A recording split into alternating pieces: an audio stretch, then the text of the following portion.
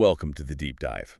Today, we're tackling something really important, maybe a bit difficult, the impact of menopause on intimate relationships. Yes, and we're really focusing this deep dive on the partners out there, husbands, wives, significant others who are trying to navigate this major life shift alongside the person they love. Absolutely. And we have to start with a statistic that honestly is quite shocking. It really is. A big survey found that 73% of women responding actually blamed menopause for the breakdown of their marriage. 73%. Wow.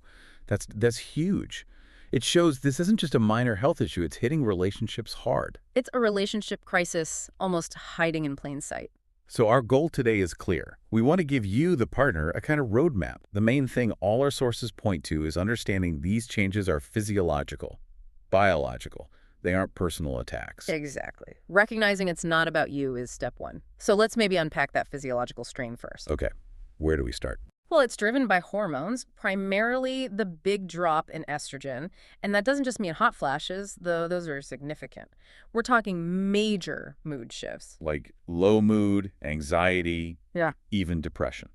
Yes, and irritability, Yeah. being really short-tempered, it can feel unpredictable. It's like the body is just reacting intensely, and the partner is often right there in the line of fire, so to speak. Right. And I imagine if you're the partner facing these sudden emotional swings, the anger, the tears, it must feel like walking on eggshells constantly. It can, definitely. So how do you tell the difference, between hormone-driven reactions and like actual problems in the relationship itself?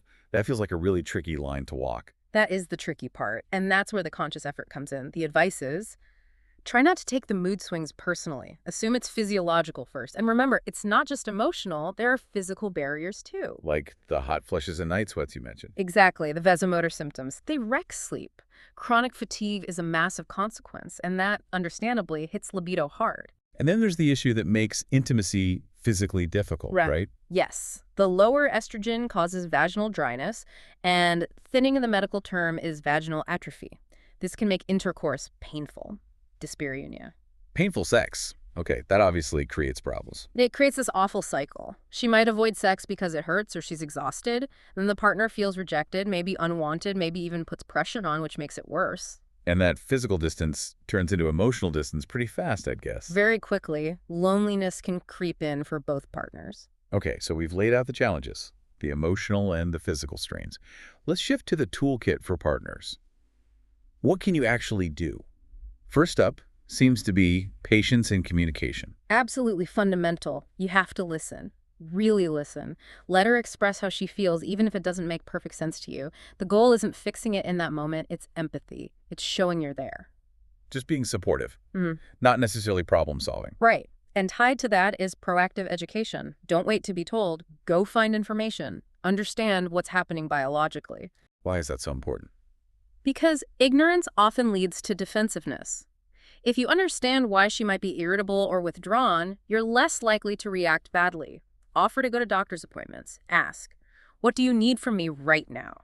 It shows you're a team. It reframes it from you're being difficult to we're facing this challenge. Precisely. She's not trying to be difficult. She's often feeling biologically quite miserable. Okay, and what about intimacy itself?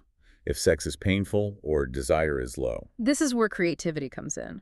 Menopause doesn't have to be the end of physical closeness. It just means you might need to reinvent what intimacy looks like for a while. So focus on other things. Affection, maybe massage, oral sex. Exactly. Focus on emotional connection, on touch that feels good and doesn't cause discomfort. And for that physical discomfort, there are practical steps, like making sure water-based vaginal lubricants or moisturizers are easily available. That's a basic, non-negotiable first step for mild issues. Simple, but probably overlooked sometimes. Definitely. But what if the symptoms are more severe, really impacting her life and the relationship? Then it's time for professional help, right? Yes, and partners play a huge role in encouraging that conversation.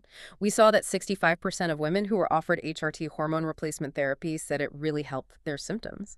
That can have a massive positive knock-on effect on the relationship. So encouraging her to talk to a doctor about options like HRT is key.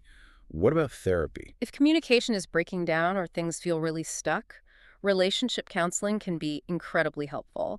The data suggests it improves satisfaction for about 70% of couples who try it. That's a strong statistic. It is. And don't forget cognitive behavioral therapy, CBT. It's a structured way to manage specific symptoms like sleep problems, those vasomotor hot flushes, or even depressive feelings. So there are definitely options and strategies. Many options. Look, this transition, it tests a relationship, no doubt, but Yeah. if you approach it with understanding, with teamwork, the bond can actually come out stronger. It really forces you to communicate and support each other on a deeper level. So boiling it all down for our listeners, what's the final thought? Well, we know these symptoms are physiological, right? We know treatments like HRT often help relationships. Yeah. So maybe the biggest challenge for you as the partner isn't just dealing with the symptoms themselves. Maybe the real hurdle is breaking through those social or cultural barriers, the awkwardness, the stigma that stop us from having open, honest, non-judgmental conversations about menopause in the first place. Getting past that might be the most supportive act of all.